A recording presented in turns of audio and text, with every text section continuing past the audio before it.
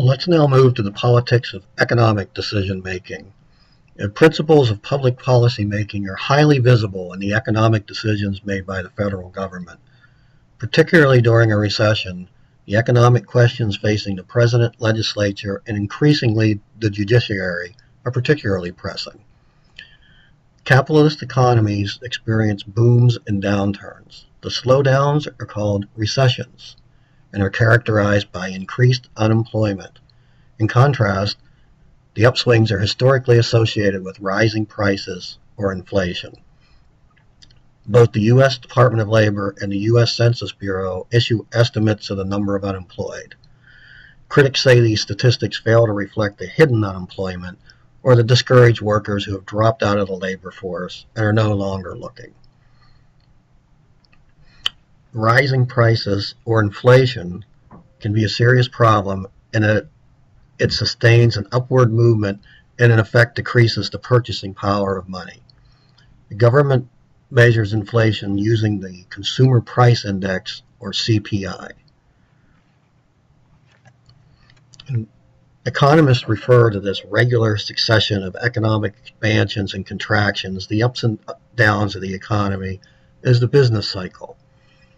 An extremely severe recession is called a depression. At recessions, the milder downturns occur more frequently. There have been 7 recessions since 1960. To control the ups and downs of the economy, the government enacts policies to change tax rates and government spending, or to change interest rates and monetary flow. The federal government's use of taxation and spending policies to affect overall business activity is referred to as fiscal policy.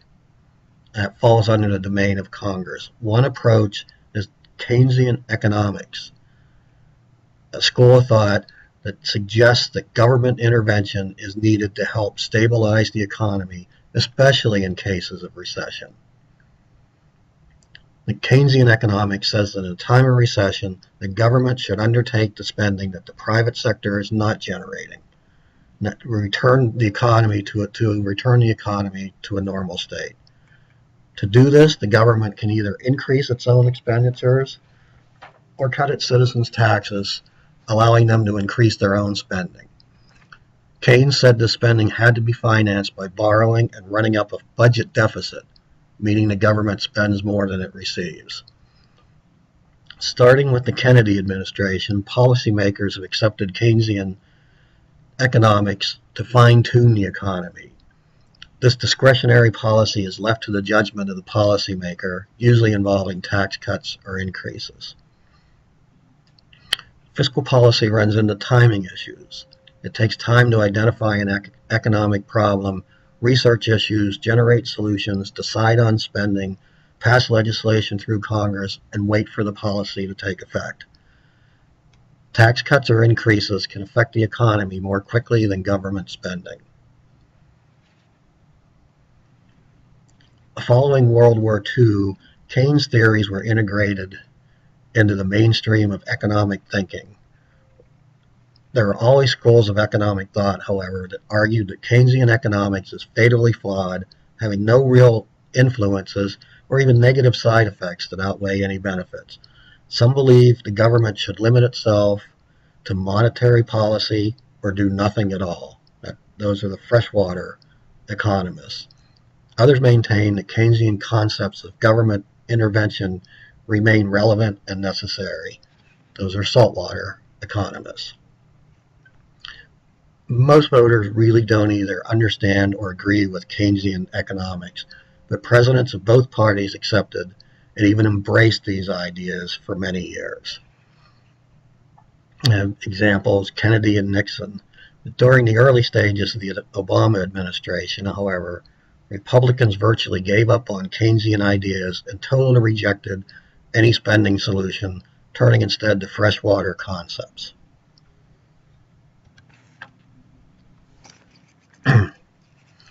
The government funds its deficit primarily by selling U.S. Treasury bills, notes, and bonds, collectively known as Treasury securities or treasuries. The sale of these federal obligations adds to the nation's public debt or national debt. 30 years ago, 15% of these bonds were held by foreigners, while today that figure is 50%. This is based on net public debt and not gross public debt. However, inflation and population increases need to be considered, so a more accurate way to understand the public debt is to compare it to the gross national product. The federal government can go on spending more than it receives as long as individuals, businesses, and foreign governments are willing to buy Treasury securities.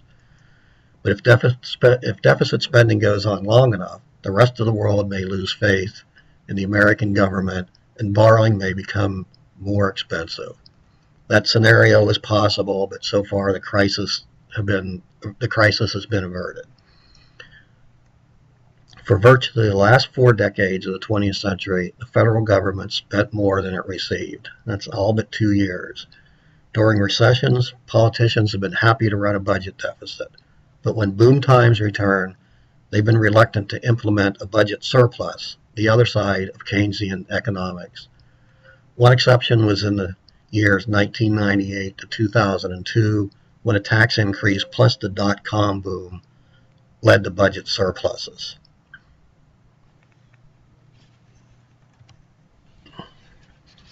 Now let's look at monetary policy. Beyond fiscal policy, the government also employs monetary policy. That's the control over the rate of money supply. The Federal Reserve System, also known as the Fed, regulates the amount of money in circulation, defined as checking account balances and currency. This is done to alter credit markets, employment, and the rate of inflation, and it also holds the reserves deposited by most of the nation's financial institutions. The Fed is managed by a 7-member board of governors appointed by the president with the Senate's approval. There are 12 Federal Reserve District banks. The primary body for carrying out monetary policy is the Federal Open Market Committee. President and Congress can attempt to influence the board of governors, but is not readily accountable to any person or body. The Fed implements the policy by increasing or reducing the rate of growth of the money supply. Changing the amount of money in circulation is a primary aspect of monetary policy. Increasing the rate of growth is loose monetary policy. Reducing the rate is tight monetary policy. So increasing the rate of growth, loose monetary policy. Reducing the rate, tight monetary policy. Increasing the rate causes an increase in the supply and an attendant drop in the cost of credit. The latter has the opposite effect and can be used to increase or to control inflation. Like fiscal policy, monetary policy has a problem with time lags. However, the Fed can institute a change much more quickly than Congress can enact a fiscal policy change. Federal Open Market Committee meets 8 times a year and can put a needed policy into effect without much delay. As I mentioned, a tight monetary policy is an effective way of taming inflation. If interest rates go high enough, people will stop borrowing.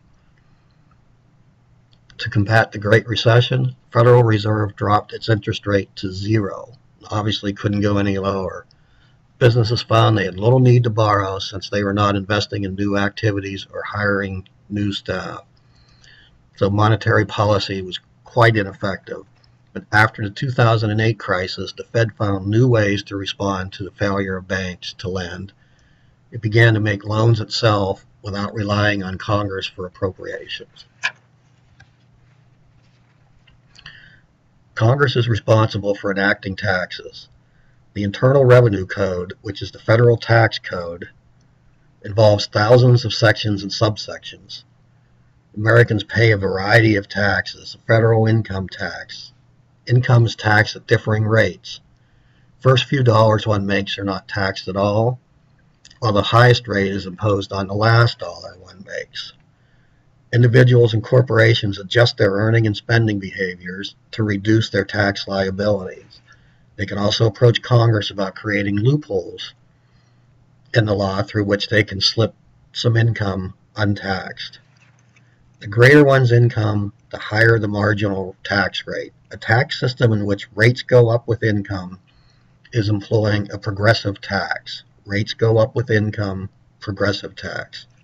A system in which rates fall in percentage terms as incomes rise, employs a regressive tax.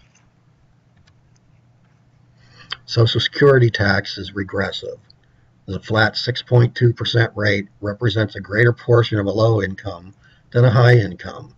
In 2001, though, there was no Social Security tax on wages in excess of about $106,000, meaning that those with very high salaries will pay no Social Security at all. Will pay no Social Security tax at all. If you add everything up, the U.S. tax system is progressive.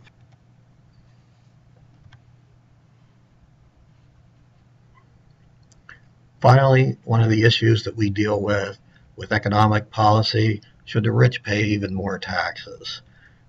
People who say they should, as part of the debate, that you pay less in marginal taxes, local taxes favor top, and rich should pay more because there are many unmet social needs, and taxing the rich could help address those needs. On the other side, people say the top earning 5% of taxpayers pay more than the bottom 95%, and higher tax rates are discouraging and will reduce the rate of economic growth. That concludes the lecture for Chapter 13. Please check under course documents on Blackboard for additional assignments.